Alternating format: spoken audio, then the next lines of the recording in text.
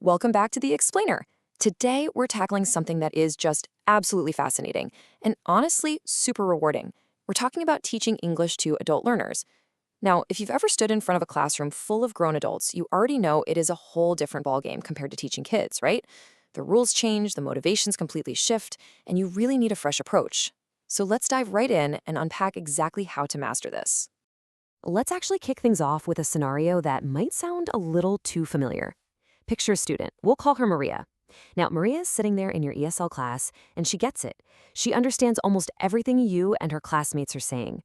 Actually, she probably knows the answers to most of your questions, but she never raises her hand. Literally never. Just the mere thought of speaking up in front of everyone, it completely paralyzes her with anxiety. And the thing is, this exact scene is playing out in classrooms all across the globe right now.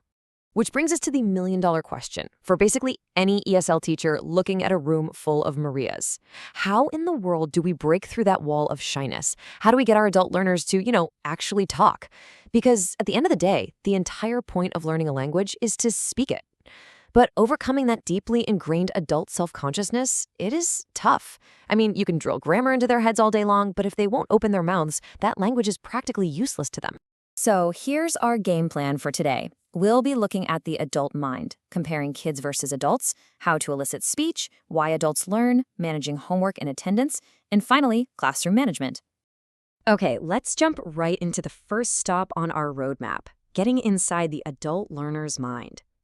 Now, there's this really fascinating paradox when it comes to adult learners. On one hand, they are incredibly autonomous and highly motivated. I mean, most of them are choosing to be there, right? And they bring this absolute wealth of real-world knowledge to the table. But here's the flip side. They are also super busy. They've got full-time jobs, they're often running late, and man, they can get frustrated easily. So while they're totally equipped for deep, complex conversations, they might also be completely mentally drained before your class even starts. It's a real balancing act. Which leads us perfectly into our next section. Kids versus adults. And what does differences actually look like? Think about it. Kids just have these amazingly elastic brains, don't they? They absorb a new language like a sponge, entirely naturally, just by playing games or listening to fairy tales. Granted, their attention spans are basically zero, but adults are wired completely differently. They take a much more logical approach. Their brains aren't quite as flexible anymore, which means nailing that native-like pronunciation is way harder. And that right there leads to a lot of frustration. They need realistic goals. They need practical, real-world applications. They are definitely not going to sit around playing Simon Says if they don't immediately see the payoff. All right, moving right along to section 3. This is the big one, getting adult learners to actually talk. So how do we do it? Well, our sources gave us some fantastic tricks. First up, highly structured role plays. Remember, shy students are terrified of looking foolish. So don't just say, talk to each other. Give them strict guidelines, like, you booked a double room with an ocean view for 7 nights, but the clerk lost your reservation. Go. That structure gives them a safe little sandbox to play in. Second trick, bring in some slightly controversial debate topics. Get them fired up. When they're in a heated argument, they actually forget they're speaking a second language. Third, just have them turn to their neighbor. It's an oldie but a goodie because it literally forces a one-on-one conversation. Fourth, ask them about their personal passions. An adult who is super insecure about their accent will suddenly talk your ear off if you ask about a hobby they're obsessed with. And finally, focus on eliciting the words from them. Don't just write vocabulary on the whiteboard, guide them to produce the words themselves so those cognitive wheels really start turning. Now let's shift gears a bit to section 4, why adults learn and how we can actually help them get there. You really have to tailor your whole approach based on exactly why they're in your room. Are they there for academic, business, or personal reasons? Let's break it down. Academic learners, they're usually gunning for university. They need rigorous test prep, and they're looking for a strong mentor figure.